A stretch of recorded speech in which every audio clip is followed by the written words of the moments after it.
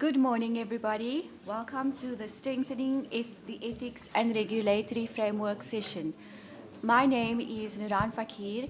I am an EDCTP project officer, thanks Adrian, based at the EDCTP Africa office in Cape Town. I'm also responsible for the ethics and regulatory portfolio, so I know many of our presenters today. Many of them have received EDCTP funding. Our first some house rules. We also have online participants. So welcome to our online participants. You are here in spirit. Please also pose your questions in the Q&A chat. Thanks. Good morning, everyone. It's so lovely to meet all of you. My name is Michelle Singh. I'm a project officer based in the Africa office in Cape Town, and we wish you a very lovely session. Each session has, each speaker has been assigned about 12 minutes to present. Our first speaker is Adrian Kruger from Novotech in South Africa, which is probably the only name I will pronounce correctly today because I'm also South African. So Adrian's presentation is entitled Using Technology to Build a Regulatory Ecosystem Across Africa to help streamline regulatory approval times, so doing unlocking more investment into the continent. Thank you. Okay, good morning everyone.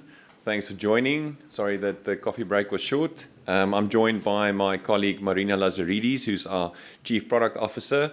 So we're gonna really use our time as efficiently as possible.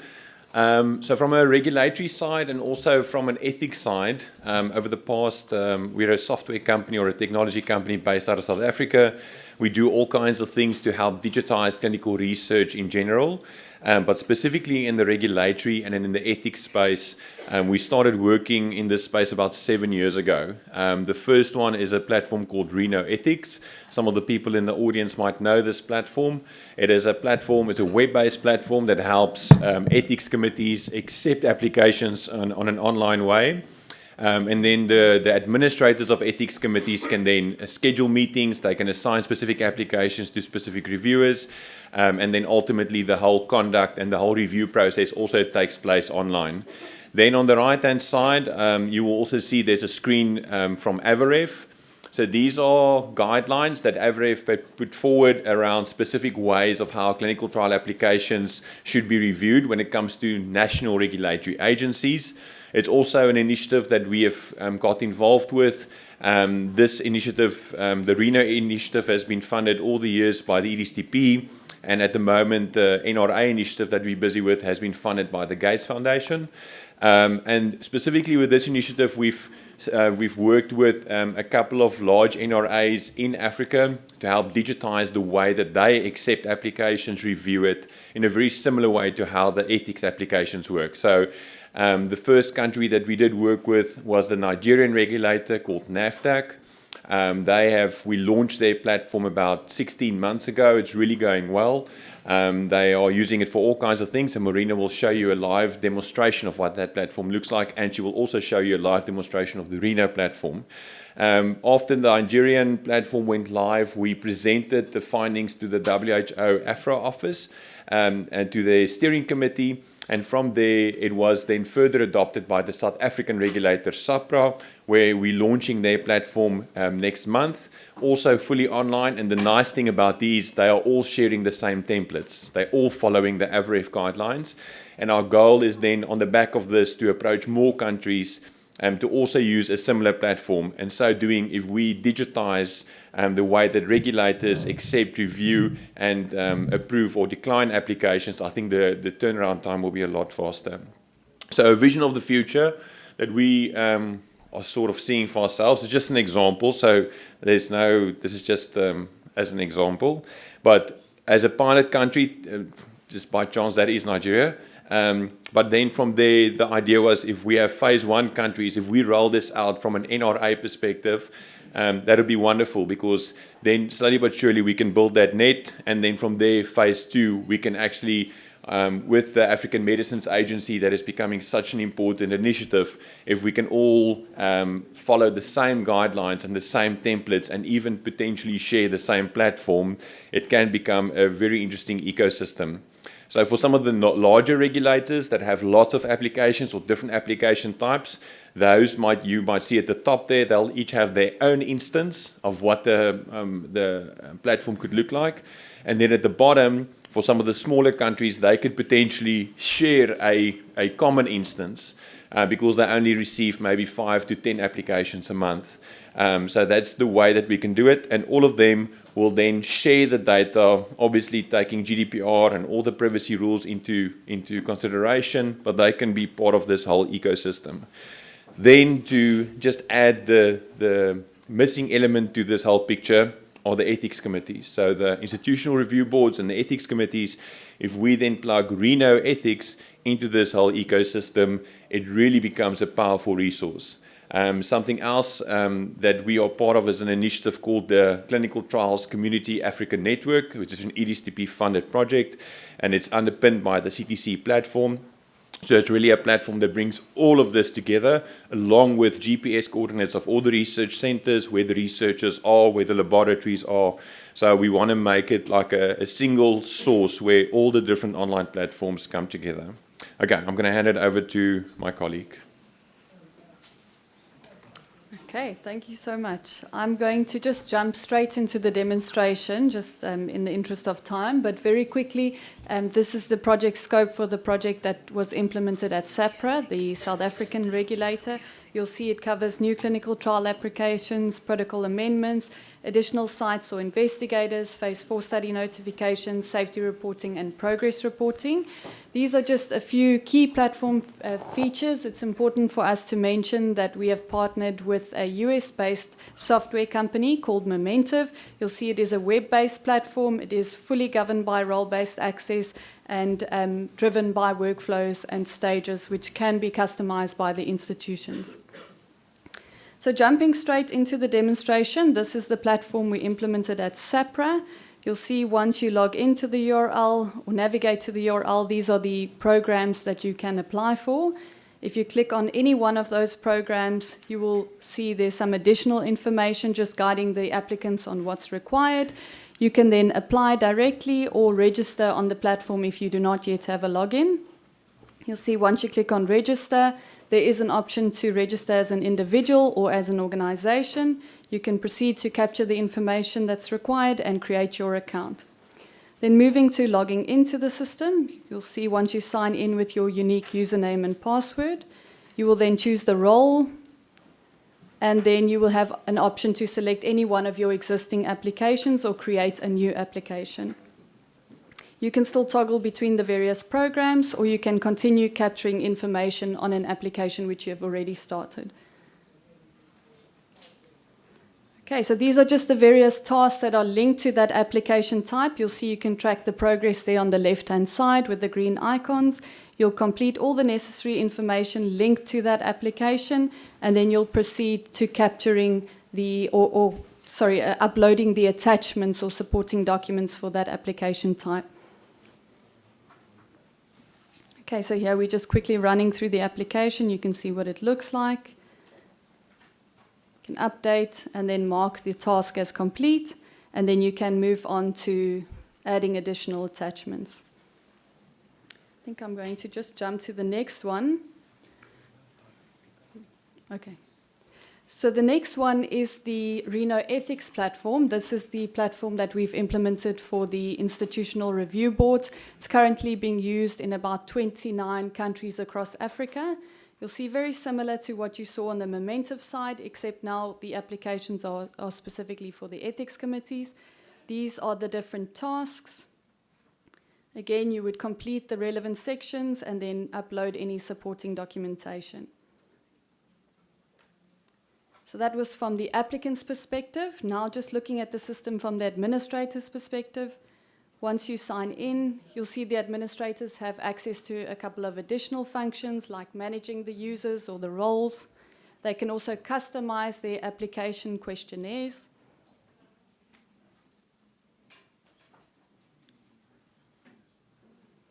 And then lastly, they can also manage the existing meetings for the committee. So you'll see once we move on to this section, these are all the existing applications that have been submitted. From here, the administrator can create a meeting, assign applications to a meeting, as well as customize the reviewers that should be allocated to each and every meeting. They can verify the attachments or validate the attachments. They can customize the details of the meeting, and they can also communicate directly with the applicants via the queries section.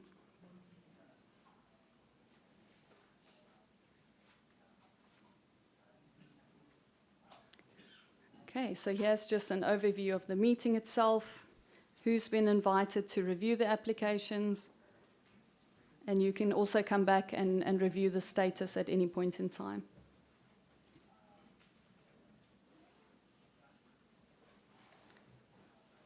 Okay, and then the last demo is just from the reviewer's perspective. So now we've created a meeting, we've assigned applications, we've assigned reviewers to those applications. Now we're going to see what the system looks like from a reviewer's perspective.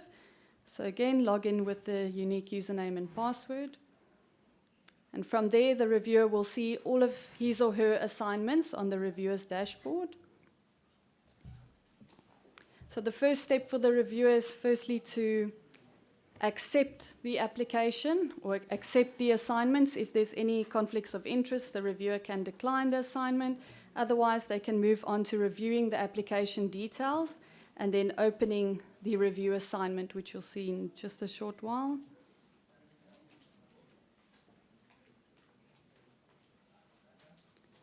So this is the review form. Every application type will have its own customizable review form, and again, the reviewer will capture his or her review with recommendations or comments on that review form.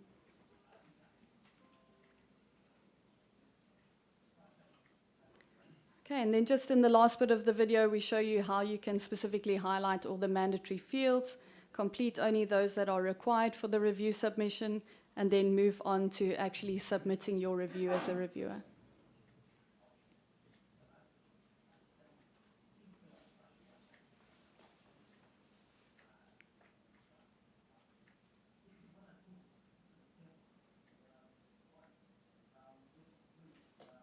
Okay. Then also just important to mention, it is also possible to invite external reviewers, so they need not be part of the institution. You can invite external reviewers and they will receive access to those applications for that short period of time as well.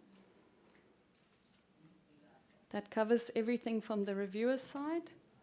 And I think now we can take some questions. Yes, please go ahead, ahead. Adrian and Marina. Maybe I'll preempt some questions because we've done this demo a couple of times. So first of all, from a security perspective, the data is securely hosted in SOC 3 compliant data centers that are fully ISO compliant. We are fully compliant also with GDPR and all the data privacy related elements. So all the data is encrypted.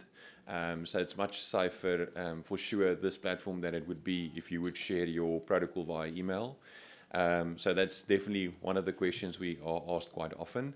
And I think the last thing, the main goal of this platform, obviously, is to digitize ethics committees and NRAs to help speed up the turnaround time when it comes to reviews. But mainly, we want to also share the telemetry of how well certain committees are performing onto the centralized CTC platform so that we can see where capacity is needed. Because I think quite often some of the regulators with the larger countries, they're quite efficient and they can get an application approved in 40 days. And then in other countries, they struggle and might take 9 months. So we can maybe highlight that if we have an electronic system, and then we can capacitate them with training or additional resources. Any questions, if there's any other questions? Oh, yes, there's a question. Okay, just one. Maybe in... Yeah, you can take it. Sorry, Nuran, is the 12 minutes excluding questions? No. Okay, so I have you'll stop me. Okay, cool. If it's a difficult question, I'm going to ask Marina to answer. Yeah, that is a nice one. Thank you, Adrian, for this presentation. Just two thoughts. The first one, I think, is investigators who always like to talk about privacy and maybe sharing their protocols or having their protocols on electronic platform. But one thing is certain, whether they want it or not, their protocols will always end up in a clinical trial database, be it clinicaltrial.gov or the WHO. So that one is like a really strong point. But the second challenge we have is that, particularly in Africa, most of the people who sit in regulatory authorities and also ethics committees are kind of elderly people who have challenges actually navigating electronic systems. So we do find challenges getting them uptake some of these digital tools. I don't know what sort of approach can we use to build their capacity. We have tried. It is very difficult. We get resistance, and at times they just say no, not because they are not interested, but simply because of the stereotype about complexity of digital tools. So I don't know what can actually be done to actually solve that problem, because something we cannot change. Most of the ethics committees have like old professors or people who are really not tech savvy, like young people and so on. No, so great, thank you. Good question. I agree with the first point. And the second one, obviously Marina can attest to this. They work with the people on the ground. We ran into the same problem when we launched the Nigerian platform, the NAFTAC platform. And one thing that we have done with our partners is to really introduce more innovative animated videos or like a video-based training sessions that really simplifies it for them so that they understand fairly quickly what they need to do.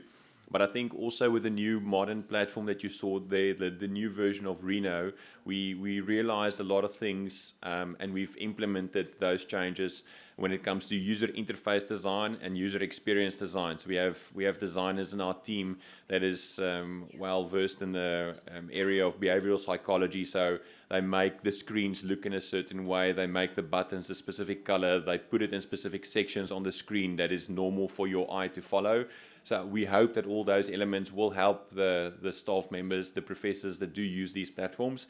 But it is, unfortunately, it is what it is. And the only way for us to train them is we need to show them and make them comfortable. But it's a good question. Yeah. So there's lots of, I don't know, they can decide. Thank you so much. I'm Patrick from the African Population and Health Research Center. Is it possible that the platform can be hosted in an institutional server, external server from your server? Because we do realize that there are some countries like Kenya that are coming with stringent laws regarding data protection. So great question. We also get that question a lot. We are open to discuss it, but quite often when we get into the discussion, we do ask the question whether those institutions use Office 365, any of the Microsoft products, if they use Google, because all of that data is stored outside of South Africa or outside of Africa. So is it possible? For some of the solutions, for sure, it is possible. We have partnered with Amazon Web Services that have a local facility in South Africa, and I think they are busy building a facility in Kenya. And we like using them because they have state-of-the-art security and certifications, ISO certifications when it comes to their hosting their data centers. So it is something that we will maybe have to discuss offline to understand if we do put the necessary consent processes in place, whether we would be allowed to store some of the data not in country, but maybe in continent. That would be an option. But if it's a showstopper, if it has to be stored in country and there's no way to move around it, we'll have to make a plan. One of these platforms we can store in the country on your servers. One of these platforms not yet. It's because it's not our platform. Yeah. Thank you very much. Davis from University of Namibia. This is really great. I do think it does improve efficiency. But in order for compliance with a number of national laws, on top of ethics, there are certain things you need to comply with, like for line ministries. Is it possible on this platform to add modules which will allow an individual to apply for ethics whilst also applying for other permissions depending on local regulations, so that you just apply, it fires off the things, and then they come back? Thanks. Great question. As we get into more countries, we learn more things. That is possible, for sure. On the ethics application platform, Marina showed it briefly, you can set up different application types. So you can do an ethics application, you can do the consent application, you can do the recruitment application. I'm not sure what types of applications there are. And you can link those together so that you don't have to retype all the data. So that's definitely possible. Quick question, is Novatech a for-profit or non-profit organization? And secondly, how does this interface with protocols that might come from industry? So Novatech is a for-profit company, and we work with non-profits, so none of these platforms are owned by us. So on the Reno ethics side, we have partnered with a non-profit based in South Africa called EDCTP. So we are purely consultants to them. They own the platform. The other platform is also not our platform. We're purely consultants helping implement it. And sorry, the second question, How does it interface with protocols that come from industry? We don't have a direct, like an interface. Obviously, protocols are uploaded. We're quite open to interfacing with other systems like clinicaltrials.gov, or we have to build a direct API integration. If you maybe want to share your protocol in a secure way, I'm not sure exactly if that's the question you're asking. We interface with other systems all the time. But yeah, maybe we can discuss it offline. I'm not sure if I answered your question. Okay, so Oh my goodness. in the interest of time, and we have to remember there are several speakers today, so we will close questions for now. And we also have a discussion session at the end, so we can. And Adrian has a stand, so please feel free to visit him at the Novatech stand, at the exhibitors. So we would like to move on to. Thank you very much, Thank you. Adrian and Adrian. Thank you very much. So I would like to request Dr. Esperanza to please join us. She's going to give us a lovely talk on research ethics committees in Mozambique, operational and functional characteristics evaluated from a self-assessment tool in 2019. Thank you, Dr. Esperanza. Thank you. I'm Esperanza Seven. I'm Associate Professor of Clinical Pharmacology at the Eduardo Mondlane University in Mozambique. I'm here on behalf of my colleagues that are working together in this project, particularly Angela Lopes, our PhD student who couldn't make for today's presentation. But I'm here with Dr. Maria de Rosario to represent her. So our topic is regarding research ethics committees in Mozambique, operational and functional characteristics evaluated from a self-assessment tool in 2019. This is the content of my presentation. Use the normal outline. So in the past decades, Africa witnessed increased biomedical research and transnational collaborations. This has raised national and international concerns about the likelihood of participants' exploitation. Research ethics committees can help to protect and improve participants' safety and well-being, but however, many African countries do not have ethics committees, and the few that has sometimes are not operating according to the international normatives, and there are lack of accreditation system. Self-assessment tool can contribute to the establishing standards and evaluating the ethics committees' performance, and can be used as a marker of quality implementation of their activities. The objectives of this study was to describe Mozambique Research Ethics Committees network and its operational and functional characteristics. Mozambique is located in southern Africa with a population of around 30 million. The mortality rate is about 12 for 1,000, and the life expectancy is around 54 years old. And our study was designed as a descriptive cross-sectional study and was conducted in 2019. And the site and population was consisted with all ethics committees that were operating at the time that we did the survey. And the research ethics committees were invited to participate. We invite the president or the chair of the committee and or their designee. The study used a self-assessment tool that is a standard self-assessment tool that is available for all ethics committees to use. And we first contact the president of the chairs of the ethics committees to explain about the study and to ask if they are willing to participate. And then we send by email the questionnaire and the informed consent. And they send them the consent signed and the questionnaire filled. With the data collection was a form-based and emailed to us as a form. We enter in an Excel file and export it to the AIR program to do a descriptive analysis on frequencies of the events that we found, as there were a few ethics committees at the time that we did the survey. As a result, we found that the Research Ethics Committee member selection was one of our questions, and we get from the these ethics committees that 6 of these committees has policies to select the members and also policies to nominate the chair. But when we ask about the criteria that they use to select the chair, 6 say that the training in ethics is relevant to the decision on selection, and 5 refer to research experience as relevant to select the chair.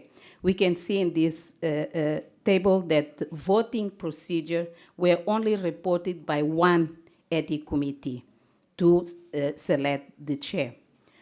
About the members' training, we also asked them if they require members to have any training, and all say that yes, they require. And we also ask if they provide ongoing ethics training for their members. Only 5 say that yes, they provide ongoing training. And we also ask if they require researchers to have ethical training. And here we have only 3 committees saying yes, they require researchers to have ethics training.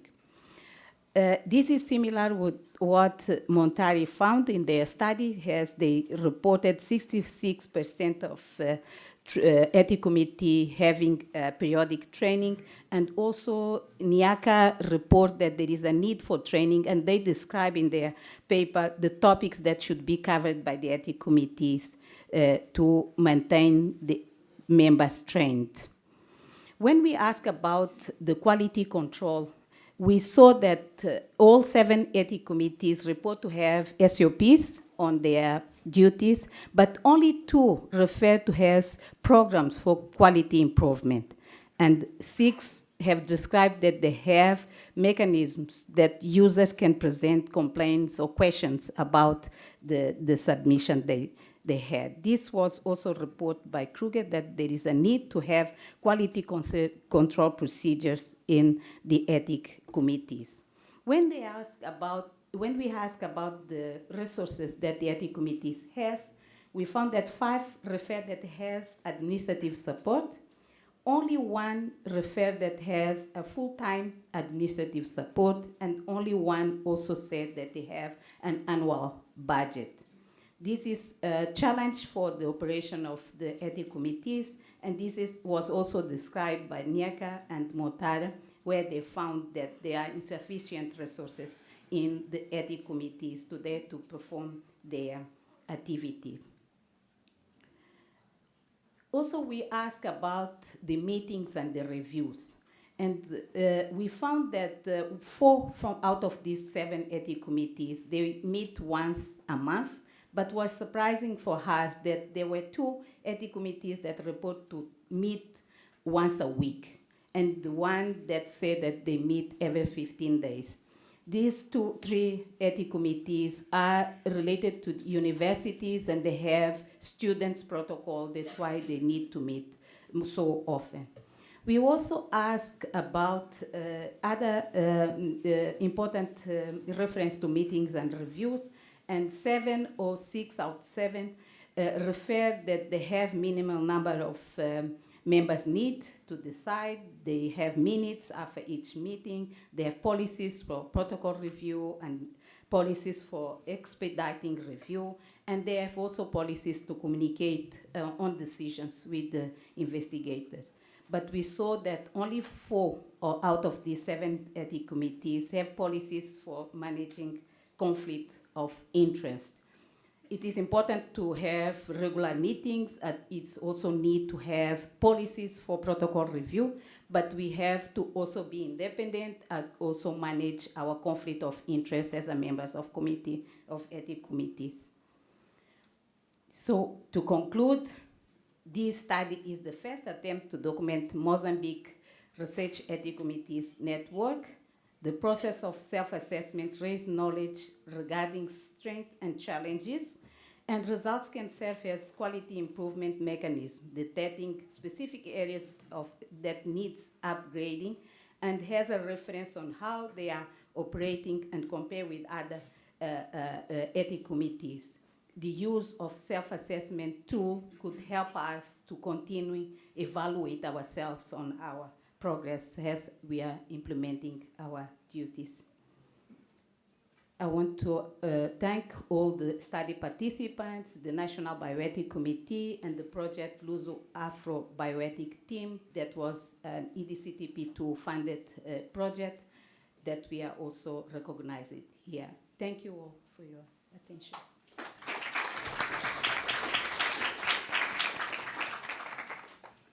Thank you very much, Prof. Can I please request, if you have a look, we have microphones on either side of our room. If you have a question, can you please make your way, if it's possible? Is that easy? Would that be okay? To the microphones.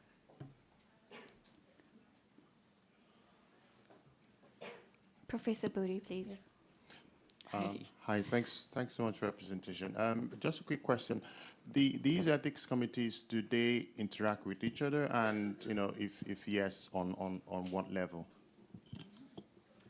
In Mozambique, we have a national bioethics committee, and we have the institutional bioethics committees. The institutional bioethics committee are created by the national, and the national regulate and monitoring the implementation of their activities, and we have regular communication with the institutional review boards, and there is, how can I say, they respond to these national regulations also, but they communicate with each other. So this is like a dual review process?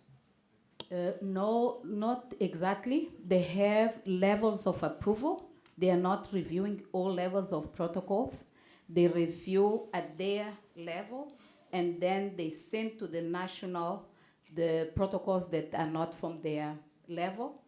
And for those who are from their level, they also review and send their reports on their review and to the national. Then the national can monitor how they are proceeding with each review. Thank you. Christian Boris, Swiss Tropical and Public Health Institute.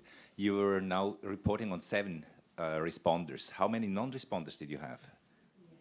At the time that we did this survey, we had only 7.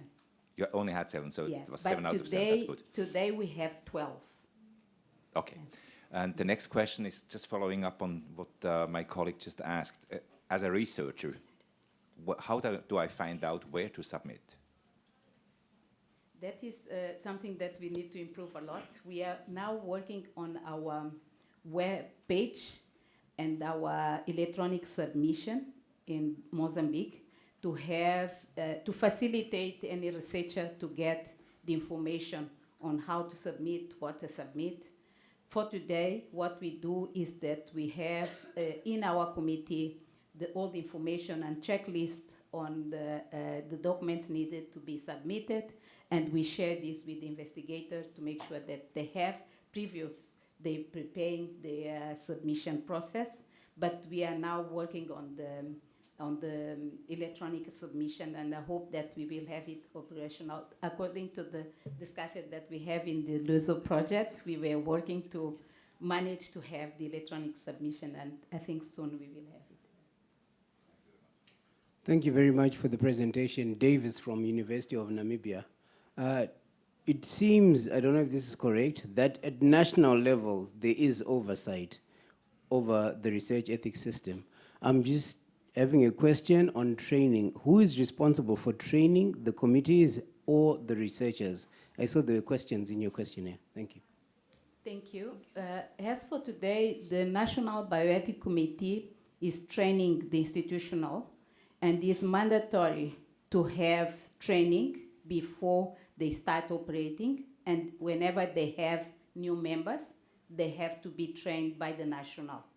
There is a team that trains the institutional review board, and it's mandatory to have the training before they start reviewing protocols. Regarding the training of the researchers, this is an area that there are several groups working on delivering trainees. Some of them are EDCTP granted trainings that we have in Mozambique. I think for Ethica we have 3 projects now that are doing and planning training for researchers. And this that we were was one of them, but there are also other projects, one with Manisa Health Research Center and the other from the regulatory authority that also includes ethics.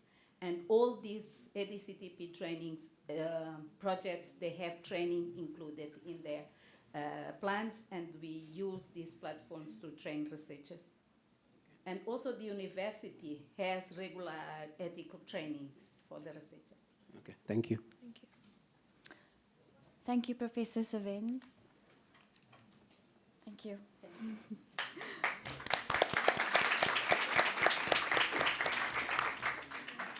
Our next speaker is Professor Maria Neves from Portugal. At the EDCTP Forum in 2018 in Lisbon, Professor Neves presented a poster on the start of the project. So it's very fitting that Professor Neves present today the results of the project. Thank you.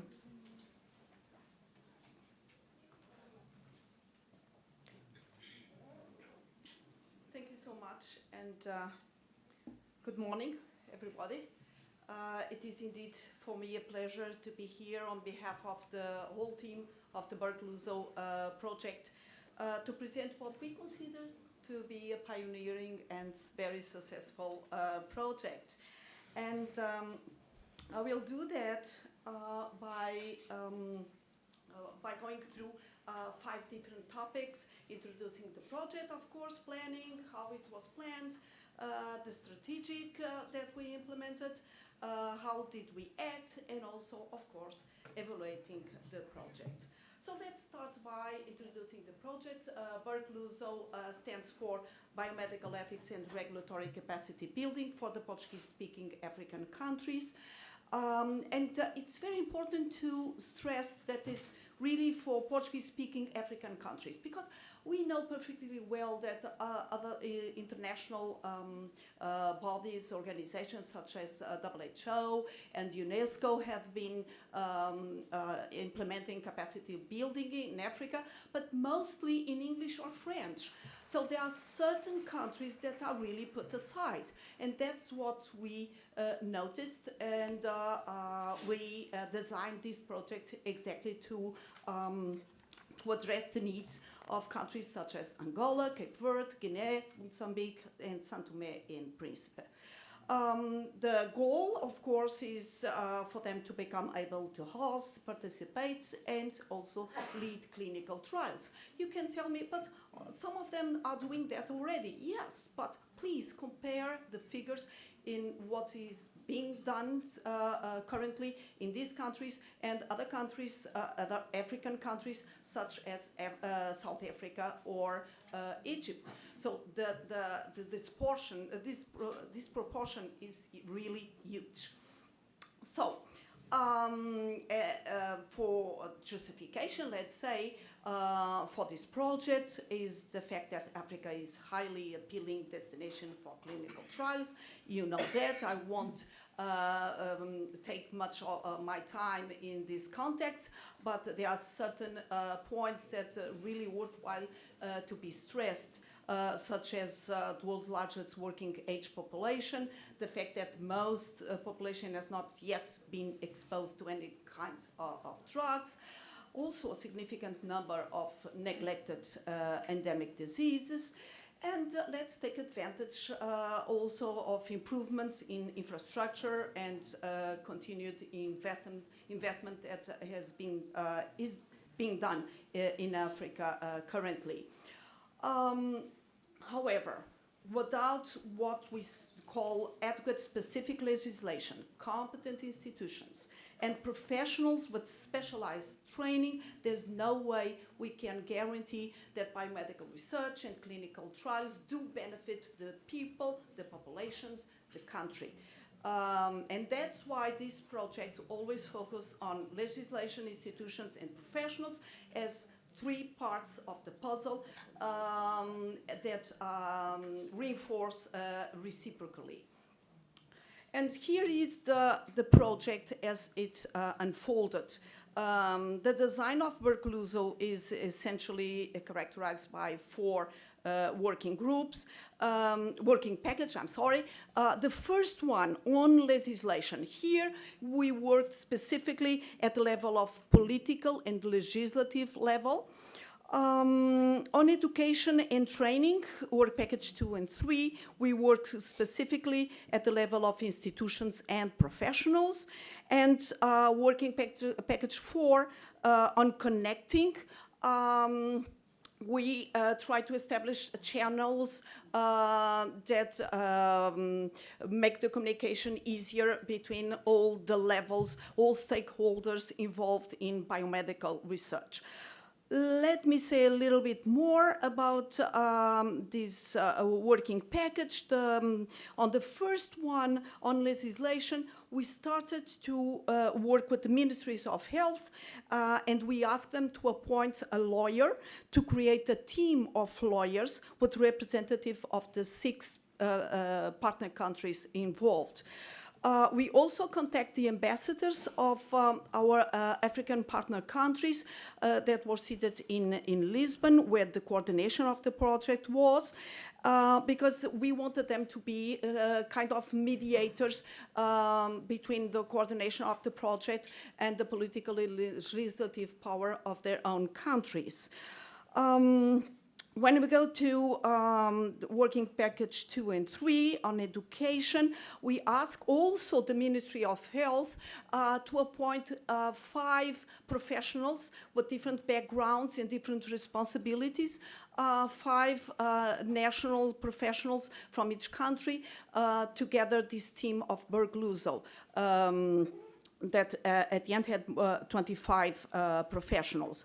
And working package 4 on connecting, again, the idea, here we focus a lot on institutions and professionals with the idea that they could irradiate their power upwards, trying to influence the legislative and political power, and also irradiate downwards, trying to widen the research centers, scientists, scholars, universities.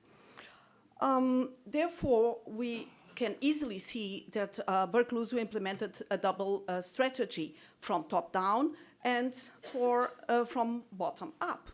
And in fact, on the working package 4, from top down and bottom up simultaneously in order to create a dynamic, putting all the stakeholders talking to each other. And we believe that this methodology did create good relationships among all the stakeholders and more trust among them. That it was really very powerful to the results that we achieved with this project. So let's go to this work package very, very briefly, of course. Here we have the research, the lawyers team, as I said before, with representatives of all countries, and their task was to go deep in their own national legislation and to compare it with international good practice, identifying the gaps, and put them as requirements for changing the legislation. Unless we have a strong legal framework, there's no way we can really improve biomedical research and clinical trials. So that was their main task. Involving national ethics committees and also national regulatory authorities. We always benefit from very strong political support, the ministries of health, the ambassadors, so their involvement was very important. The comparative legislative work that this team did was discussed by the ambassadors, was delivered in hand to the ambassadors and also to the Ministry of Health. I was talking about this comparative legal analysis that they did. So, at Working Package 2, the educational program very much focused on bioethical principles and to its application to research. It was done in 2020, and from then until the end of the project, we established a significant number of webinars focusing in very specific topics that were proposed by our members of the project. On the 2021, we had internship in Portugal in two major institutions, the National Ethics Committee and also the National Regulatory Authority. So our partners were there working with the professionals there and very hands-on practice. And the very last working package, the connecting, I want to stress that we were in all the countries and we did a lot of liaisons, and in all of them we talked to the political and the legislative power. We had meetings with prime ministers, presidents of the republic, presidents of the parliament. We also, in all countries, we organized very large symposia. We were in the media, and in fact, the picture that you have there is a broadcast TV program on Berkeluzo in São Tomé.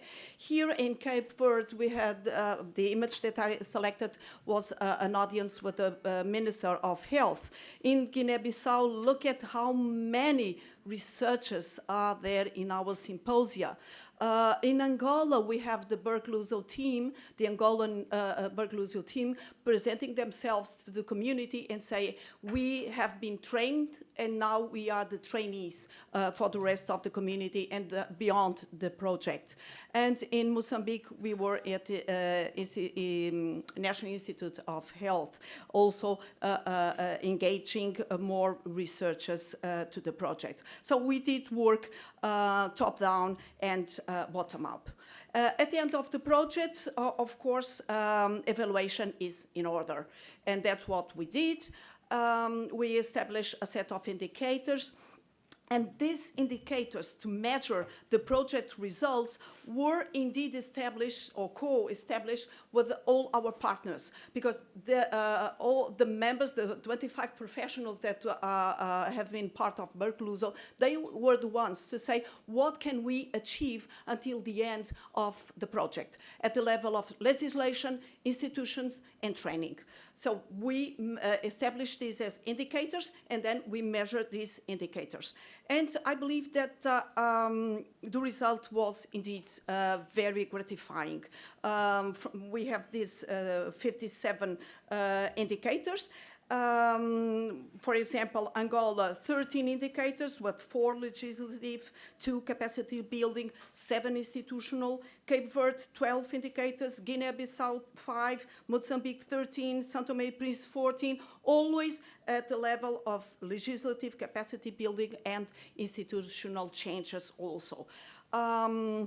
And as you can see, 63% were fully completed, 36% were partially completed, and that gave us a success average of 78.59.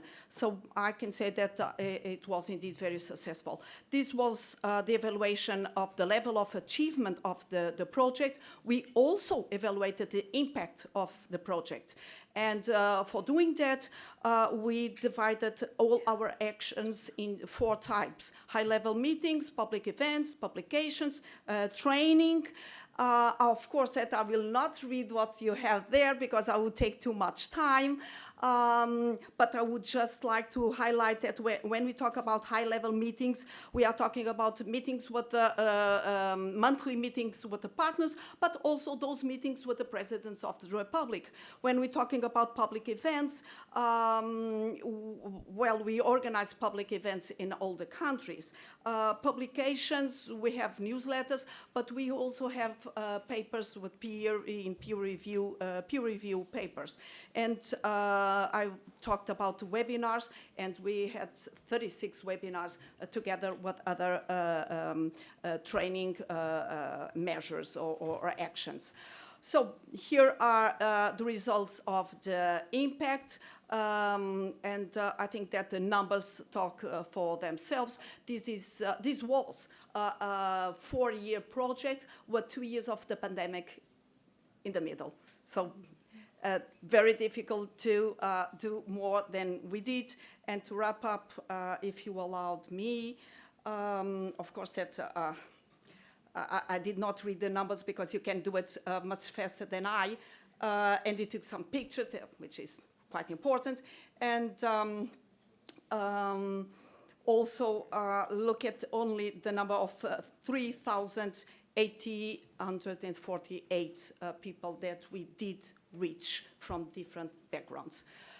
So I truly believe that this was a pioneering project addressing the needs of Portuguese-speaking African countries. The design was indeed innovative, the methodology also especially involving the political and the legislative power. And by the way, when we started, there was no, in some countries, there was no national ethics committees or national our review regulator authority, and now all the 5 countries have both institutions. Level of achievement, I talked about that already. So again, thank you very much for attending this.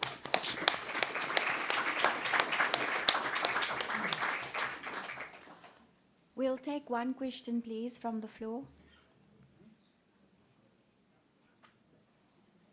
I think there was somebody over there.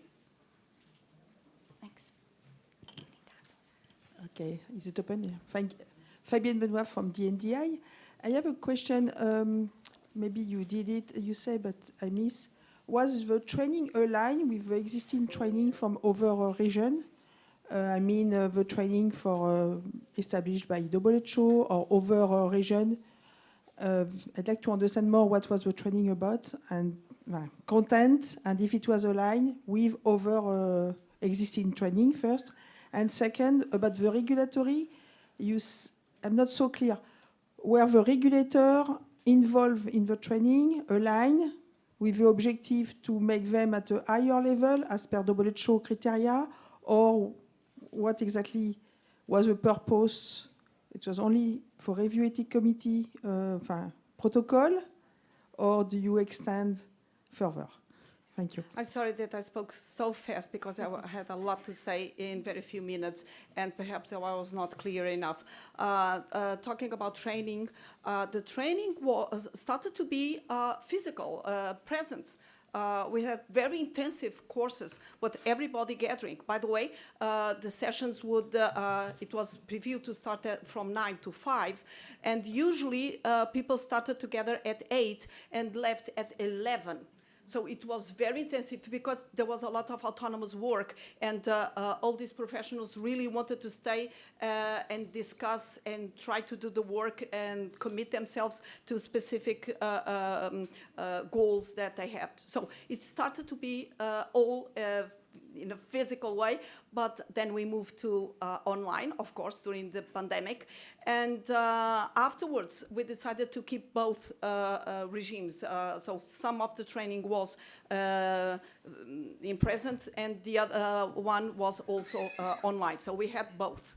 In what concerns regulators, well, what we really wanted was to involve the political and the legislative power in order to change the laws in the countries. Not only to change, but also in some countries, such as São Tomé and Príncipe, they didn't have any kind of legislation for biomedical research. So that was a need. They have already.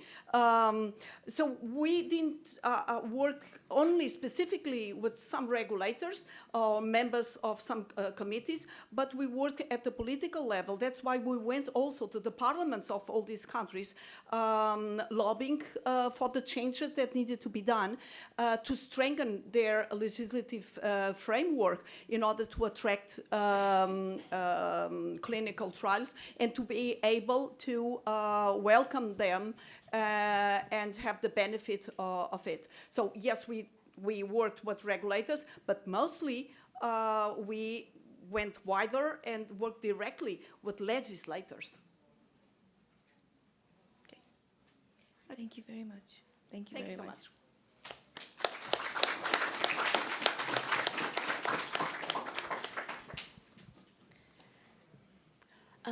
At this point of our discussion, I'd like to acknowledge the many participants who are joining us online, and we encourage you to please post your questions in the chat. Our next speaker is Professor Jerome Atidieu. We would like you to please come to the floor. He will share about a contribution to Breed SFACA project to the sustainable evolution of research participants' protection in Cameroon. Professor Jerome.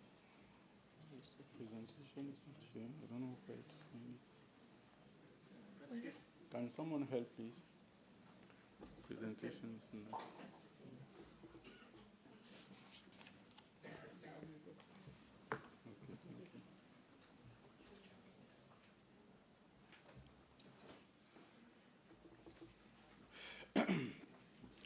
Good morning to everyone. I am happy and honored here to share our presentation of the Cameroon team on the contribution of Breast Africa project to the sustainable evolution of research participant protection in Cameroon. This is the outline of our presentation.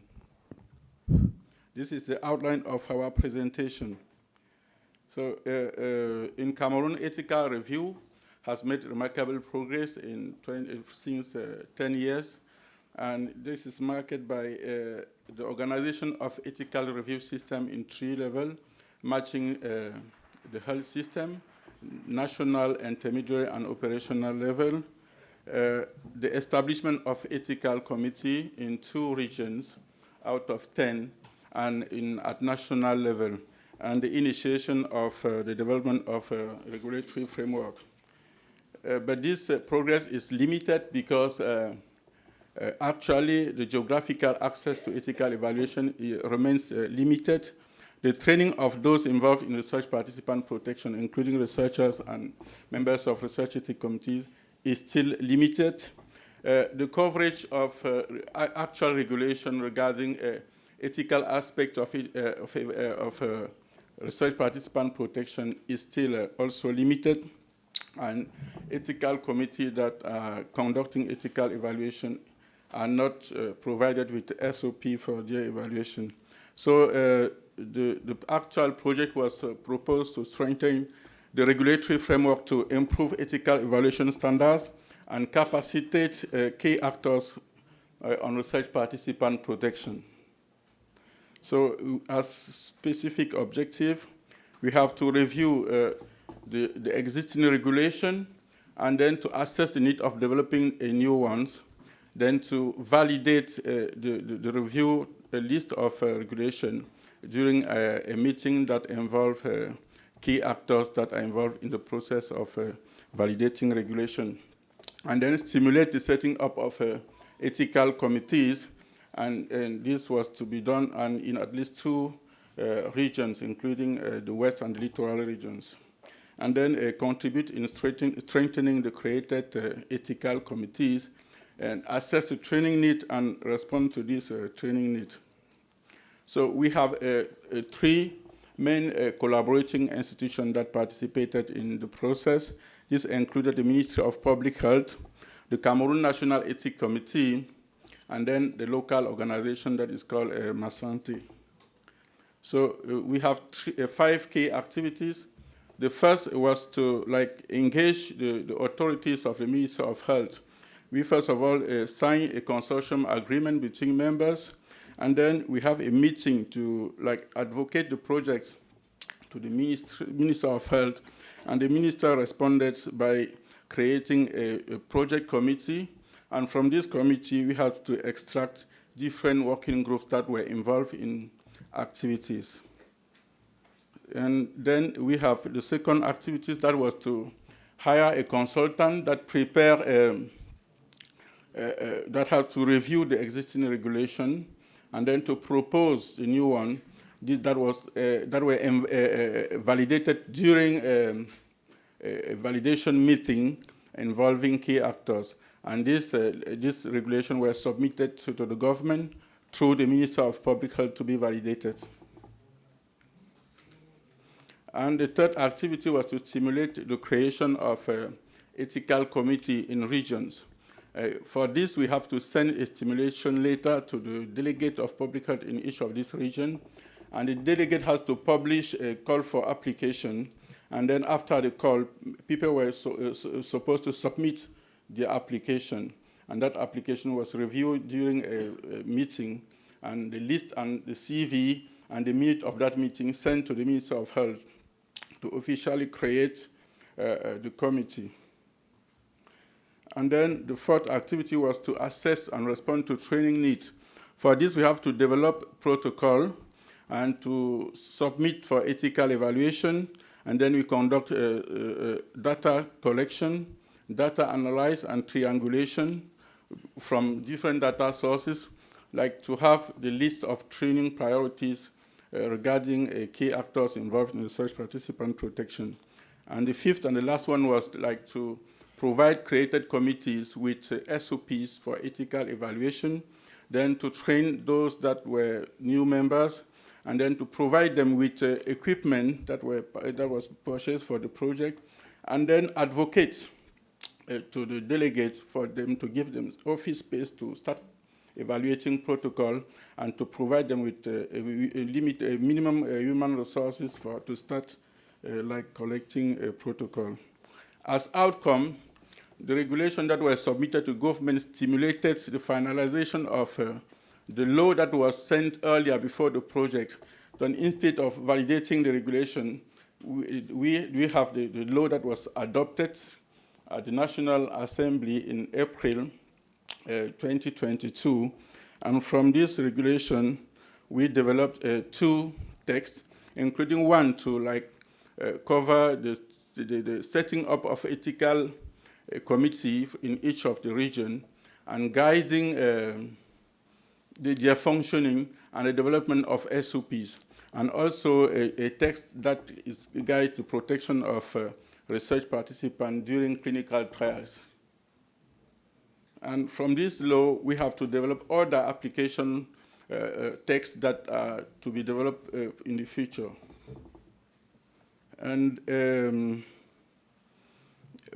after the training assessment, we identify training priorities regarding researchers and members of research ethics committees.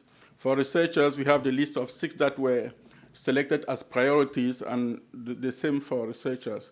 So for the timing purpose, I'm not going to present these priorities. So the preferred training source was were workshop and e-learning. Regarding the action needed, because we also collect data in the institutions that are involved in the training of future researchers, and we have to assess what's needed as intervention at that level to make sure that new graduates are prepared to be involved in research participant protection. And we assess this and we obtain as intervention to review the training curricula and introduce a training course at undergraduate level, and then to review the training of those that are graduated to make sure that it covers all issues regarding research participant protection. We also obtain to train lecturers that are involved in the training of students and advocate to make sure that all research protocols that are implemented in university benefit ethical evaluation before it is implemented. And after what happened regarding the extension of ethical evaluation at national level, we created 4 committees instead of 2 from the project. So we have, these are official documents creating the 4 ethics committees to cover the West region, the littoral region, the North region, and the Northwest regions. And also, we have to review and create and change members of the National Ethics Committee because they were there since 9 years and have to change and introduce new one regarding the new regulation. These are below you have the official document signed by the regional delegates in the process of creating other ethics committees. So actually you have selected already members of 2 more regions and 1 is in process. And here you have the map of the Cameroon after the project where you have 6 regions covered. We have 3 to be covered early in 2024, and 1 is still to start the process in 2024 to make sure that by the end of that year, all the country will be covered by regional ethics committees. So what are the benefits of the project? From the new law, new domains are covered. We have official list of ethical principles to cover the research participant protection. We have a research ethical issue when we are conducting research in pregnant women, in embryos, emergency situation, biological samples, and others. We also have the guideline from the law to protect research participants during clinical trials. We have the role of key actors that are involved in research participant protection. And from the law, we have guidelines for clinical trials. We have a procedure for setting up and functioning ethics committees and developing SOPs. We also have the procedure for administrative evaluation.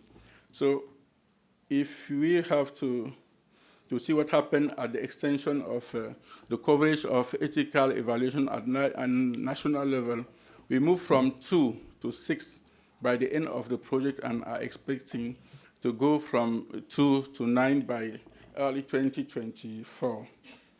And we also have a more political will to support development of ethical standards. And we also have the list of training priorities that target researchers and members of research ethics committees. And the next step will be to develop application laws, because from the law we need to develop other texts that will support the law to implement the real-life protection of research participant protection. We have to then develop the implementation guideline for taking into account the ethical principle for the management of data during and after a research using data from care, from hospitals, and then conducting research when it comes to conducting research when we are doing it at emergency situation, on embryos, in pregnant women, and others. We also have to train all members of research ethics committees that will be created. We also have to train researchers we have to make sure that new researchers those that are graduated from training institution are trained. We have the list of intervention to be implemented.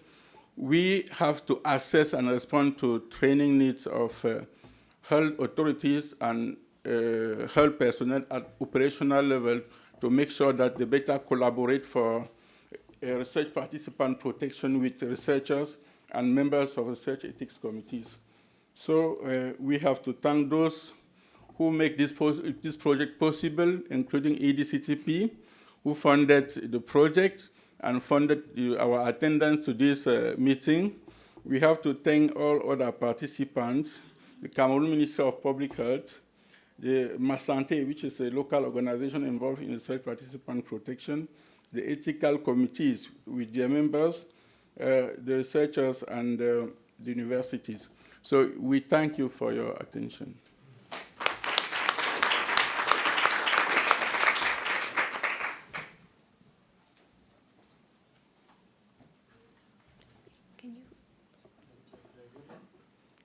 Thank you. Thank you very much, Jerome, for that interesting presentation. And it's actually good that we know each other so well. Just one question about the evolution of clinical trials in the country. So during the times of COVID, there was a lot of misinformation, stigmatization, and so on, which actually led to a communique from the presidency indicating that clinical trials involving human subjects would now have to be authorized by the presidency. Has that changed? Has that changed? And if no, is there anything we can do to actually change that, because it's going to be a very serious impediment to clinical trials in Cameroon? Okay, thank you for your question. That was not an official communication, it was a rumor, so there's no official communication saying that the president has to validate the application for ethical, for clinical trial. There's no document like that. It was a rumor, but it was not real. Yeah. So during COVID, we have been conducting clinical trial in Cameroon, and the Division of Health Operational Research is still evaluating the application for administrative authorization, and that are being signed by the Minister of Public Health. So the President has never signed any approval of clinical trial in Cameroon. Okay. Okay, thank you. Fabien? Okay, I think you answered part. Yeah, I wanted to understand, a lot of progress has been made, but have you any case study or any plan, any new study coming to make it in practice? This was not a study, it was like an intervention to improve the system of protecting research participant protection in Cameroon.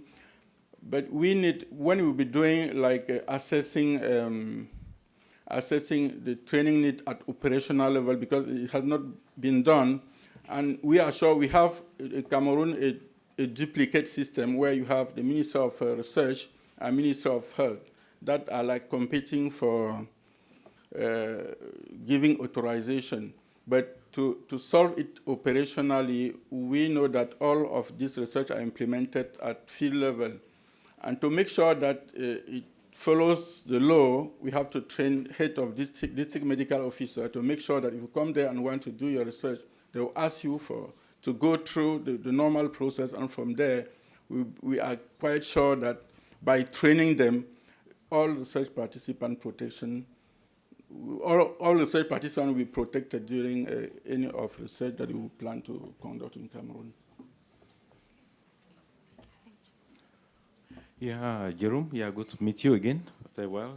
Thank you for your presentation. I have just one question with respect to the creation of the ethics committees.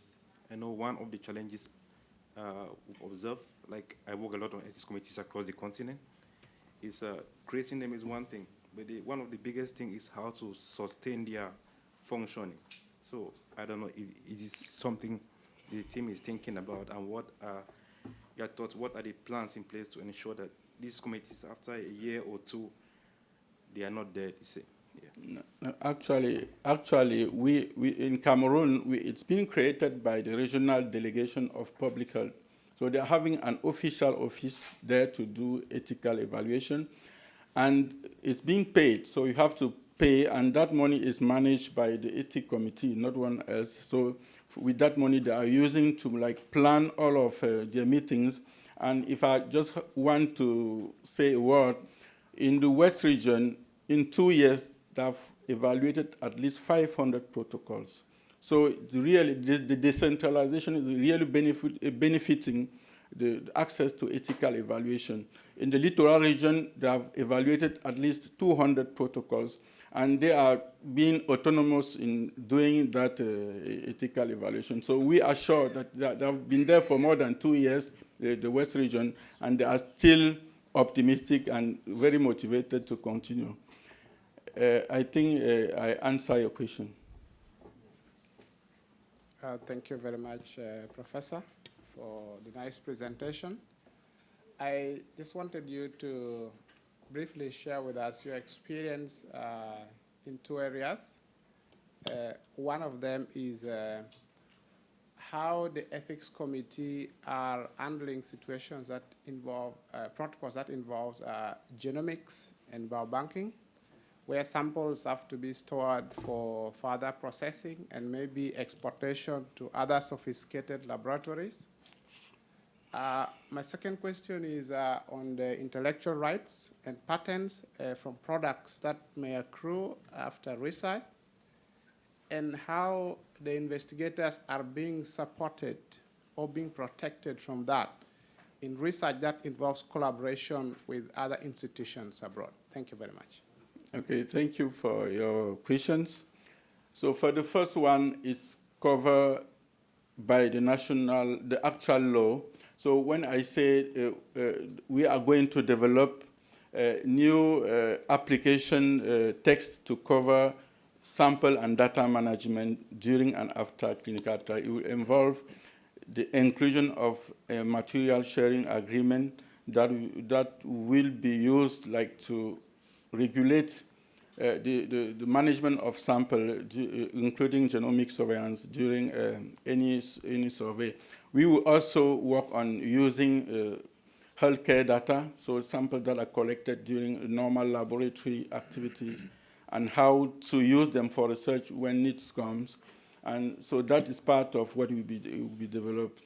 But intellectual property is not part of the law, the actual law. But there are other ministerial departments that deal with that. It's not part of the actual law. So, but there's no application later. We are related to what is called sub-regional law.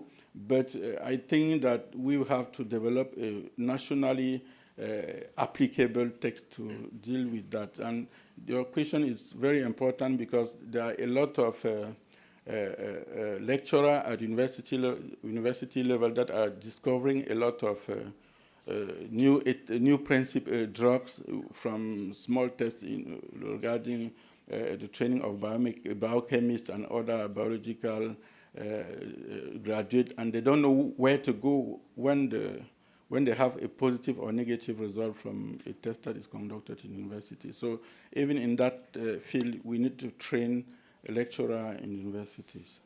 Okay, thank you for your question. Thank you very much. I actually have a comment just to that topic. There is the Nagoya Protocol that is in place that actually covers exactly these topics of exploitation of materials that have been collected. A little warning: if you go into that process, it's going to be very, very complicated, because then the Ministry of Health and your Minister of Health abroad have to agree on that. So I would advise from personal experience that we only go that route if you really anticipate that something is really coming out, like if somebody is coming to collect bacteria, particularly for the reason of. The second is question to you, as I just asked before, that the colleagues from Mozambique, is how do I know as an external researcher where to go to approach which ethics committee? And thirdly, and that goes also to... I did not get you clearly, please. Can you repeat the question? How do I know which of the ethics committees I have to approach if I in a consortium, etc.? Of course, the local people will know, but it's also very nicely. Yeah, okay. Actually, we have a text organizing the ethical system. In that text, you have two types of competencies. You have the type of protocol competence. If you are like conducting a clinical trial or a research with sample to be sent outside, it is a national ethics committee. But if you are doing an observational research, and in one region, it's that region that is competent to review that protocol. But if you are doing in more than one region, it becomes the competency of the National Ethics Committee. That's excellent. So that is our actual system. Leads me actually to the last question, and that also goes to the colleagues from the Lusophone countries. Do you have a risk-based review system? In Switzerland, for the past 10 years, we have had a really elegant system that is actually categorizing the research that you're doing into different risks. Like you have clinical trials with new products that are not registered. You have trials with registered products. You have simple interviews and surveys. And it's really beneficial if these things are not handled the same way. Yeah, actually, in the new regulation, we developed a new regulation that is classifying research based on the risk. Like if you are like doing a first phase clinical trial, the risk is higher, and you need to do it in a given standard of health facilities. If you are doing a phase 2, there is a criteria to decide where to do it and who has to be part of research as investigator and co-investigator. If you are doing the research at the phase 3 or phase 4, you can do it like in normal district hospital or any of when we are sure that the risks have been assessed from the first phase and second phase clinical trial. And for other, like there are other risks, like stigmatization risks, that is more like managed by the ethics committees. Thank you very much. Okay, thank you. Thank you, Professor Jerome. Thank you.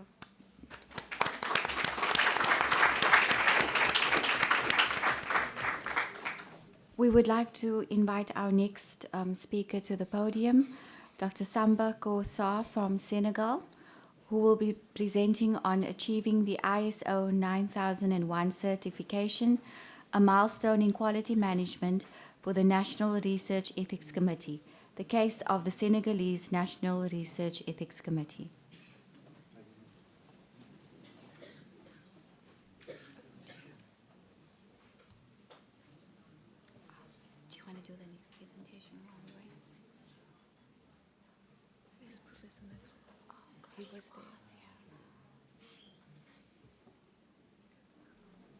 Sorry, has Professor Onapa left the room?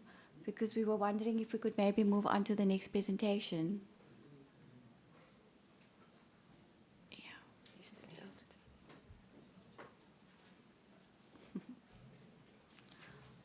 While we have some time, are there any questions for our earlier speakers? And we do apologize for this delay.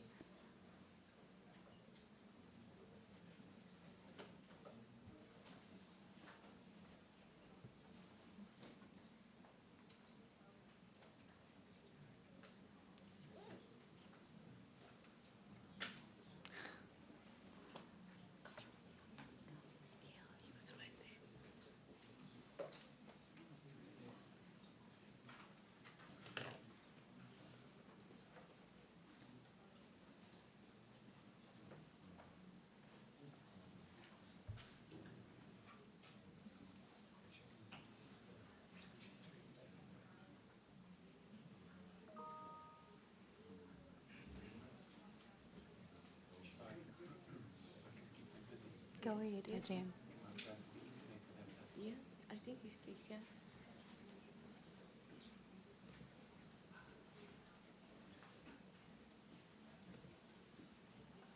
Can you believe they both disappeared?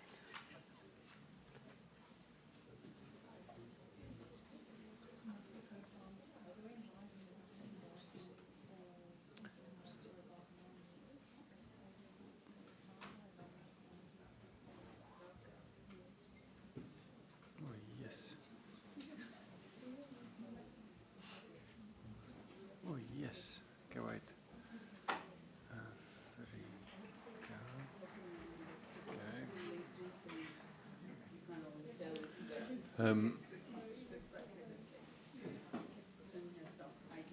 you display the screen? So, hi everyone. While we wait, maybe something that will also be applicable to all of you. Another initiative that is funded by the EDCTP that maybe not specifically under the regulatory and ethics capacity building stream, but it involves that for sure, is a platform called CTC.Africa, the Clinical Trials Community Africa. And one of the key things that we do want to showcase on this platform, obviously we, on this platform we have an exhibition stand here where we highlighting all the research centers, the researchers, but a key component here is the regulators and the ethics committees. So I'll take 2 minutes and then I'm going to stop. But if you go to this page and you go to the regulators, we have data on all 54 regulators or all 55 regulators. On the page, if you click on any of them, you'll see specific details around that regulatory agency. Oh yes, that's a bad one. That's Gabon. There's not a lot of detail there, but let's go to South Africa. You'll see there's data there and all the ethics committees are profiled there. If you do represent a specific ethics committee and your details of your specific ethics committee is not here, please come to our stand. We're at stand number 3, and we will be more than happy to have your ethics committee or your regulatory agency profiled here. I see Professor's back. Okay. Yes. Thank you, Adrian. Thank you very much, Adrian. We'd like to invite Professor Maxwell Onapa to the podium, please. He's going to be sharing a lovely talk on leveraging digital platforms to support a sustainable national research information management system for research ethics and regulation in Uganda. Professor Onapa, thank you. Thank you. I just stepped out. I thought there was somebody who was supposed to have presented before me. Yeah. Okay, I'm standing before you on lunch, so I'll do my best not to be an inconvenience by sharing this presentation on some work that we did in order to improve the national regulatory environment for research ethics in Uganda. Just to say that the background has already been set in that many African countries are now very fine destinations for all sorts of research. And over the last so many decades, the institution that I worked for, which is the National Council for Science and Technology, which is one of the national regulatory authority for research ethics, has done a lot of work, particularly with the support from EDCTP to strengthen the regulatory environment by strengthening the work of the research ethics committees, who have got to keep on top of the game, stay abreast with the upcoming issues, and also the increasing bulk of work to ensure that there is quality review and also to monitor the research that they approve. But we did note that over time, there's been issues, I think this has already been raised, that where do you submit your proposal? And there was a lot of confusion because one researcher would be submitting a protocol to so many research ethics committees. So we needed to come over and see how to harmonize this, because this was now becoming very time-consuming, particularly international researchers who come with very tight time frame, and so that we could be able to see how to leverage this. So some time back, the EDCTP helped us to develop to create a consortium that came up with the clinical research regulation ethics development project in Uganda. And through that project, we developed a prototype of a research information management system called the Clinical Research Information Management System, just a prototype. But we couldn't go far to deliver it. So what we did, we wanted to go beyond so that we can leverage the power of ICT and ICT equipment in order to build the capacity of our research ethics committees so that they can be able to improve on the quality of review. And so we applied for a re-entry grant and were given, and we started a project called Scaling Up of Capacity of Research Ethics Committees in Uganda. In short, SCRECHU, whose overall objective was really to enhance their capacity in clinical trials information management system so that they can become more effective in review of protocols and also to do multiple rec review, and also to bring together the 5 or so national regulatory authorities, particularly in the area of clinical trials, and then eventually register the projects and then monitor them. So our aim was really to build a capacity. We call this a system in the National Research Information Management System, so that we can, like I said, to facilitate multi-rec research ethical review system, so that we could register our research and also subsequently monitor them using that platform. So what did we do? We came up with a curriculum which we used to build the capacity for research ethics committees on how to leverage the technology, on how to maintain and also run them. So we trained research ethics chairs, research ethics administrators, and IT from the different research ethics committees. We then tested the feasibility of and effectiveness of the system that we had put in place and evaluated how effective it was, and then provided a guidelines. There was a presentation from, I think, Rhino, South Africa, that showed the different steps. So we also built that same system and provided guidelines how this system could work. So in the capacity development, we developed a curriculum, and the curriculum touched on online submission within the system. We had a dashboard that we took the trainees through so that they could be able to use it for submissions, management, and also performing checks and making sure that the submission is consistent with the requirement for clearance, and then the scheduling of review, and then the exchange between the research ethics committees and the National Regulatory Authority, and also looking at post-approval processes, including protocol amendment, revisions of protocols, and reporting of serious adverse events, notifications, deviations, and all the rest. And then we move them through the practical enrollment of the administrators and then the members into the system. So we had sessions that involved training as well as practical interventions. So these were the participants in one of the training that we had. It was a 3-day training. Like I said, addressing research ethics committee administrators, IT personnel, and then the chairs of the different research ethics committee. At that time, when we had 26 accredited research ethics committees, so they were all there in that training. And thereafter, the trainees were followed up to make sure that they got the technology and is working within the different institutions. And so in the process, then we also did, what was the cost at the initiation and implementation of the NRIM, so that we had an idea, a rough idea of how much it would take to establish a system. So we also tested the feasibility and effectiveness in doing the things that we wanted this system to do, that is enhancing review, registration, and monitoring. And then we also wanted to compare our intervention before and after, so we conducted a study that we collected data, and then our aim was really to use the outcome so that we could use it to inform the guidelines for operationalizing the system that we had developed. So in the course of our work, of course, this was the time when I was interacting with we have a forum, all the chairs of the research ethics committees, they have a forum on which they meet every three months, so that they're in touch and also do training. So we call it the Forum of Research Ethics Committees chairpersons in Uganda. I had the opportunity to give them some of the pieces of equipment that we had procured to facilitate the work in the course of implementation of the project. So, so we have developed that curriculum that we operationalized. We trained 26 research ethics committees on submissions, giving feedback, managing approvals, and also we have given them those pieces of equipment, including tablets and also internet provisions, so that they can, ethics members of the committee can work from different locations, having learned to work virtually during the COVID-19 pandemic.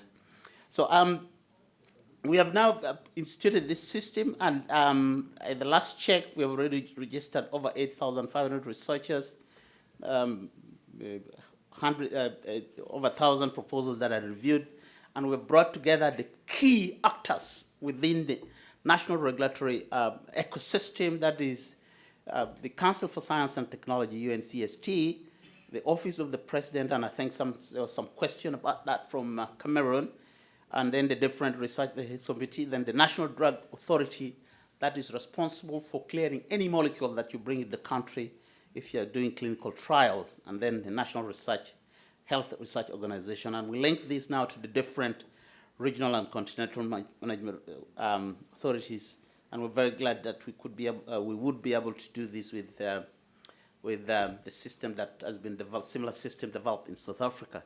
So significantly, we have noticed that a lot of paperwork has been eliminated now because most of the things are online.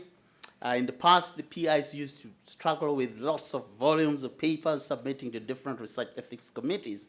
And also because of this now, the cost of the process of clearing research and registering it, particularly for non-resident researchers, has gone down.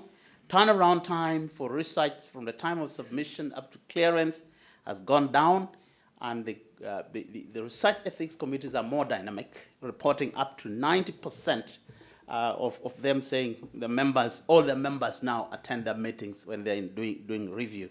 And also, of course, the comments that, the turnaround time for giving comments and feedback to the PIs has also significantly reduced. So through this study, we've been able to demonstrate that the system is affordable and can be leveraged to strengthen ethics and regulatory capacity in resource-constrained settings.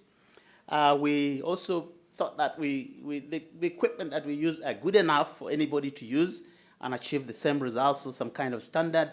And up to now, again, the number of users keep going up from time to time. So we have enhanced through this intervention institutional workflows, reduced paperwork, like I said, and also turnaround time for protocol approvals by up to over 95% and 50% respectively. So it has greatly enhanced the research regulatory capacity in Uganda, and we think that this is a revolutionary approach, and because it provides a very secure web-based solution and makes it very easy for protocol submission, review, approval, and eventually monitoring. And we think that if you combine this with what we heard about from South Africa, we should be able to enhance the capacity of our research regulatory capacities.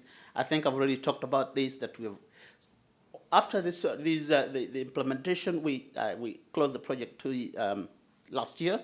More research ethics committees have been accredited. From the 25 that we originally worked with, we are now 28, and they're doing a great job. So we keep getting feedbacks, gathering feedback through site visits, virtual meetings, and regular contacts with the different research ethics committees, just in case we need to tweak things around. And we've continued with the continuous improvement. So basically, this is what we've done in this work. So the big picture is that we think that we're on the right track to really emphasize the issues of rights, safety, and welfare of research participants. We think our regulatory oversight in research ethics have been improved through this system, and we seek to continuously improve the system through re-engineering, getting feedback, and tweaking around to see what we do. So we have a website for this National Research Information Management System, where you go and then you have how to use the system and go through and have your protocol registered and also cleared in the process. So thank you very much. This work was, like I said, I need to emphasize, my coming here supported by EDCTP, and also this work was also supported by EDCTP. We worked together with Buzitema University, where I serve as an associate professor, the government of Uganda, and then the Council for Science and Technology, which is the apex body that is in charge of research ethics regulation and development in Uganda. And I want to thank you so very much for your attention. Thank you.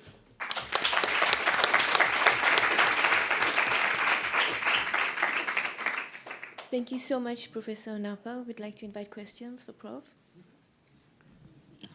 Sorry, I have another question. It's very interesting. I like it. Thanks a lot. I'd like to know, you refer to 6,000 applications. how many from these 6,000 are new clinical trial, clinical trial for new indication or new entity?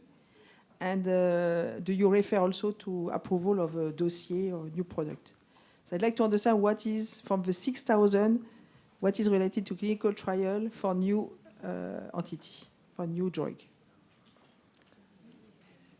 Good question. Unfortunately, I don't have the latest disaggregated data as of now, but most of the using a graded approach, the levels of the research that we require that must be cleared. Those are the research protocols and that go through the clearance process based on the risk that I perceive that are perceived to be posed by them. I don't have the statistics overhead, but it's generally clinical trials research involving humans that go through the process. Thank you very much, Professor. Really fascinating work you guys are doing in Uganda, and really impressive to see the take-up of digital tools by ethics committee, which is a problem in many parts of Africa. So just the two questions. The first one is with regards to capacity building. So we have seen during the times of COVID that many clinical trials actually end up uninformatively, so leading to waste of time and resources.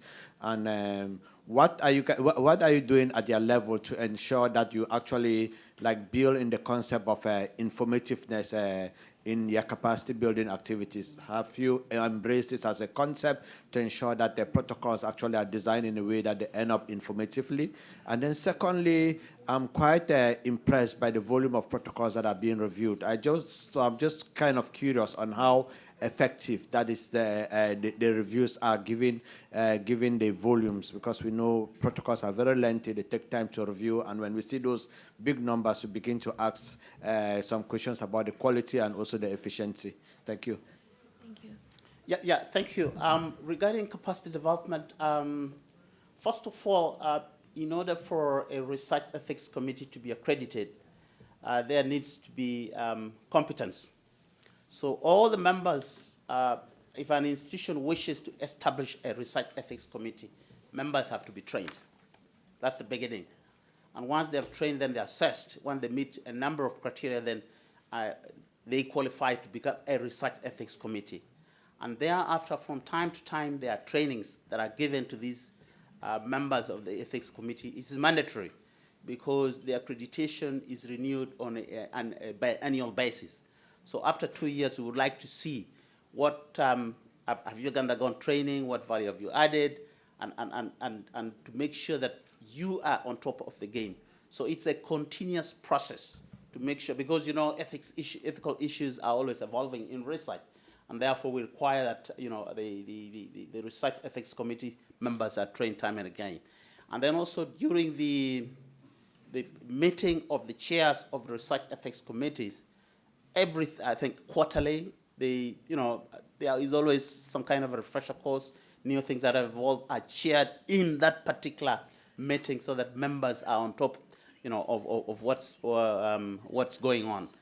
Yes. Then the other one about the number of protocols registered. Yes, there are all these protocols. Some of them are new. Some of them are amendment. Like I said, I don't have the disaggregated data. But I can tell you that the level of review is the capacity that we have is sufficient for us to handle, to make sure that the review process goes very well. We've not had any, feedback in terms of protocols that have not, been well attended to. But so I think for now it's working very well, except that I don't have the details, which of these are, amendments, which of these are completely new ones.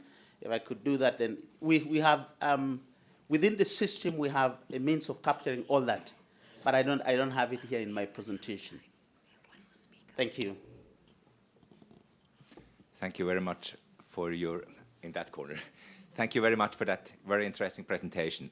I have a quick question and a comment. The quick question is, you have been presenting that you could lower the review time by 50%. So you said that you could reduce the review time by 50% with the system. Yes. Now we are all scientists, and you can't come without the baseline. What was the time before you actually lowered from 50%? Yes, I think that's a good question. Before we did this, I think first of all, the members of the Research Ethics Committee was only meeting if they thought that there was enough volume of work to be done. So it could go even up to 3 months. You're waiting for a feedback from the Research Ethics Committee. Yeah, so we're talking about 60, 90 days. And that has now been cut down significantly because of this system. You just log in there and do the system and do it online and, connect with the other, national regulatory authorities. So that has, and that is exactly what we wanted to address so that we can be able to improve the work, the processes. Very good. Thank you. Now, there's maybe an idea that I would like to share with the audience. And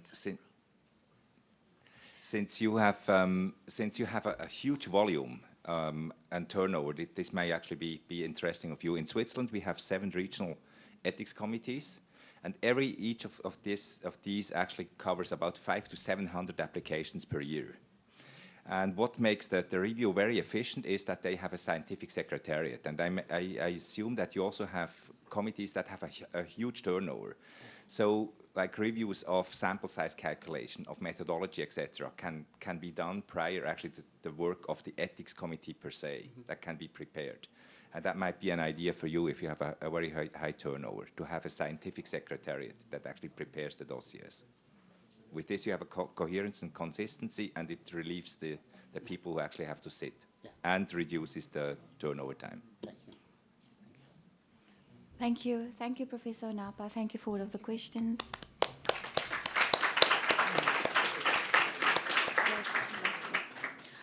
So may we move on to our final speaker before lunch, please.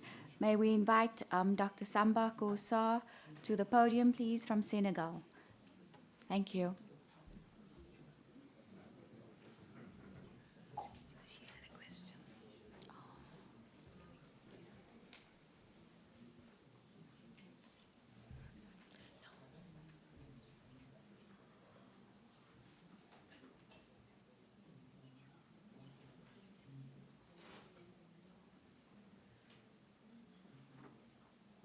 Thank you very much.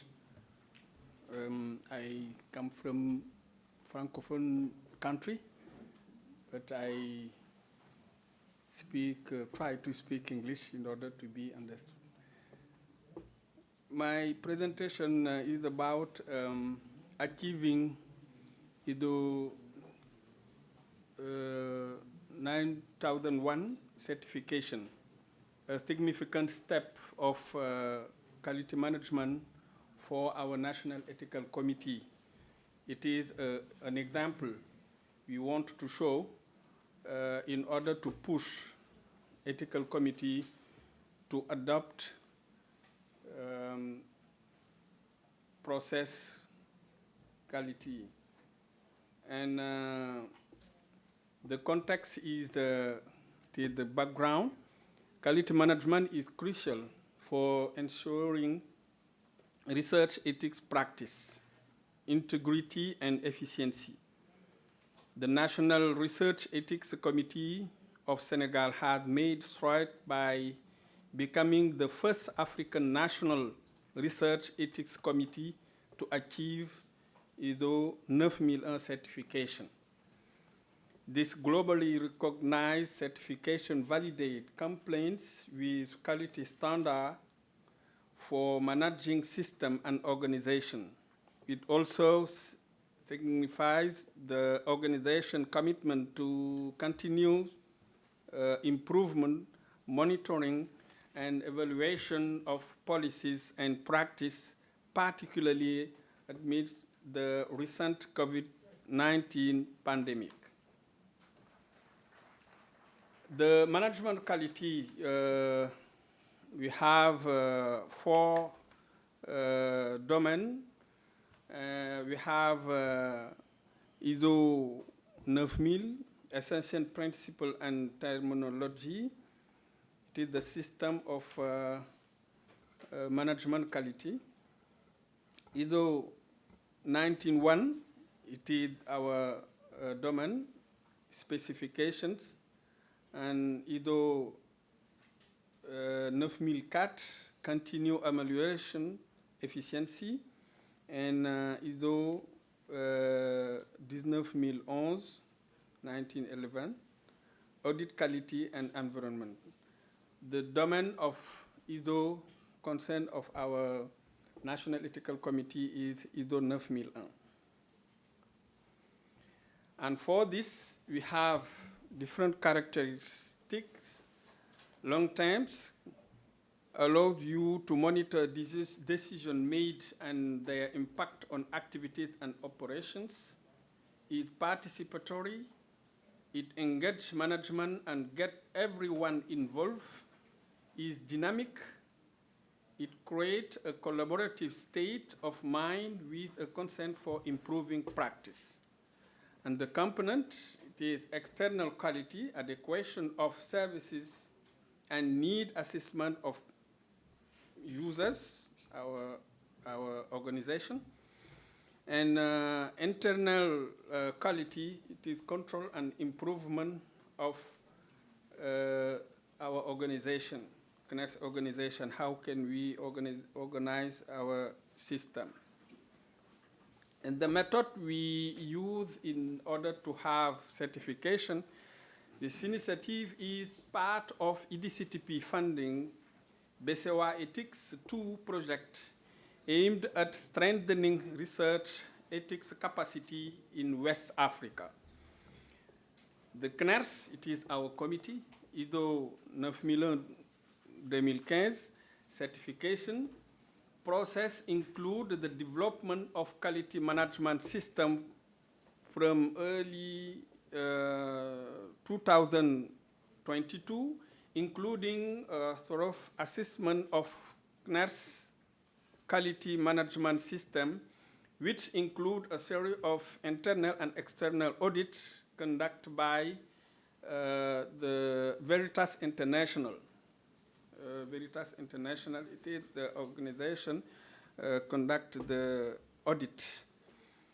Significant capacity building was undertaken, during which 50 CNERS members were training in ISO 9001-2015 quality management standards and received ISO 9001 internal auditor certification.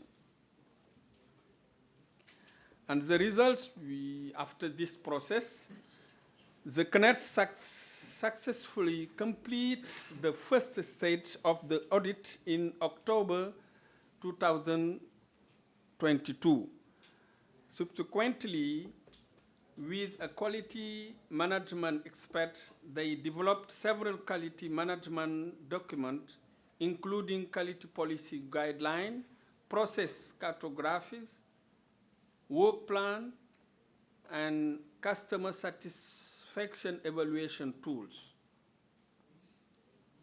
The final certification audit took place in March 2023, involving a comprehensive review of CNERS quality management document and interview with administration and committee member. The CNERS achieved the ISO 9001-2015 certification in March 2023, becoming the first African network to have this certification.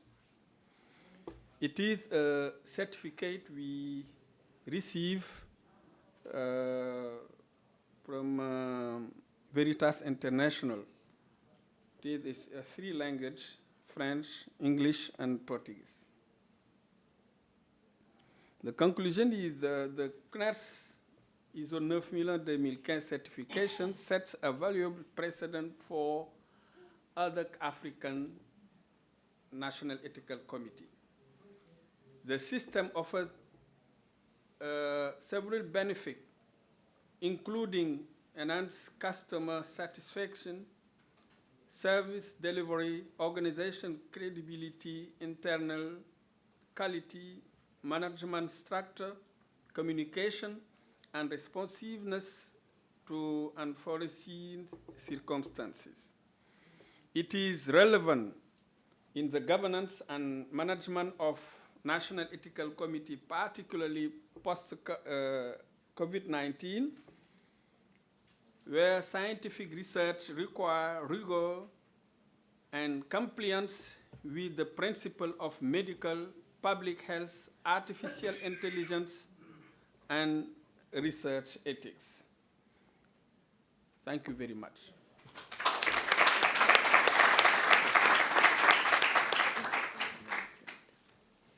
We have 5 minutes for questions.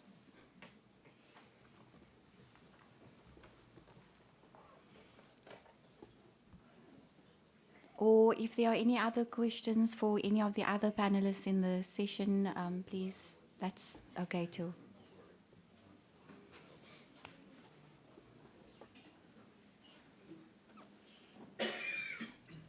No, I think they're going for questions. Okay, if there's no further questions, we have a special... I think there's one question there. Okay, one question. Go ahead.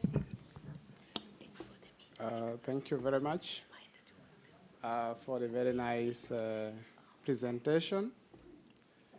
A very interesting mix of English and another language, a bit challenging for me to understand. I appreciate it, honestly. And I would like to pick up from your conclusion that this is a very good example for other African countries to start the process of getting the ISO certification, which I very much cherish.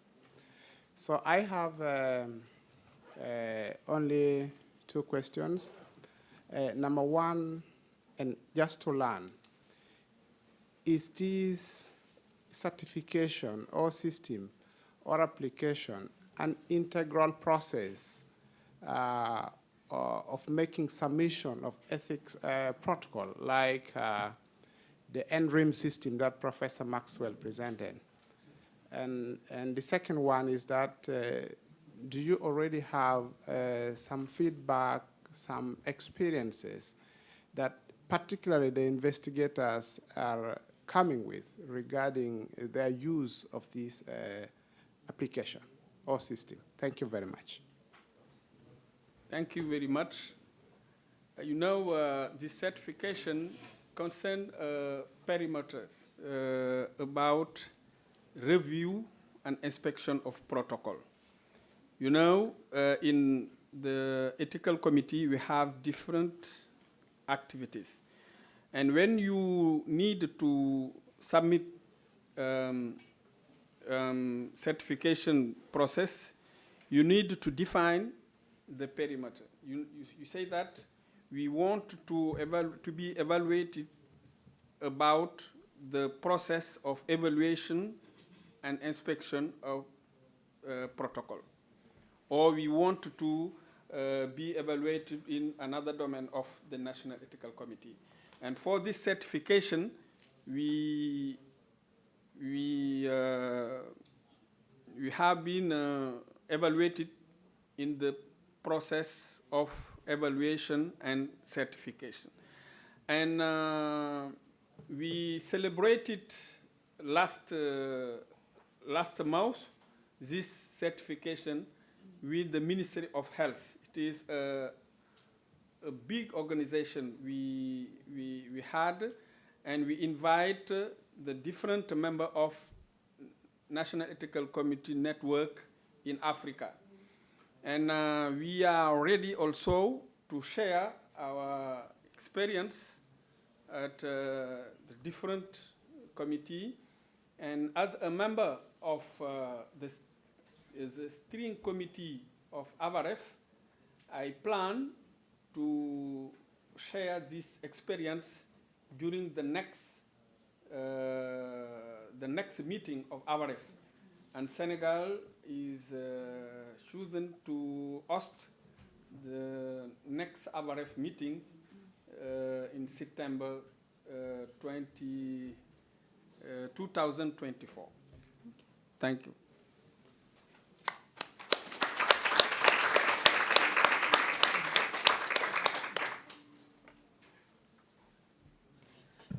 Thank you very much, Prof. Okay.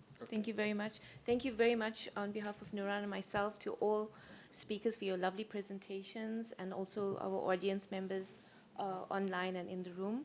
We have a special message from the organizers for those who are attending to please make your way to attend the Meet the Experts session that's going to be taking place at 12:30.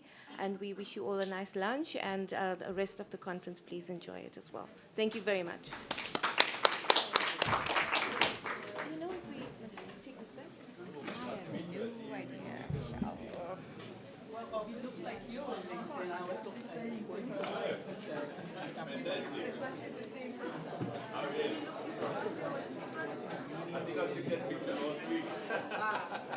That makes sense. I was just telling you, I always keep the same hairstyle. Yes.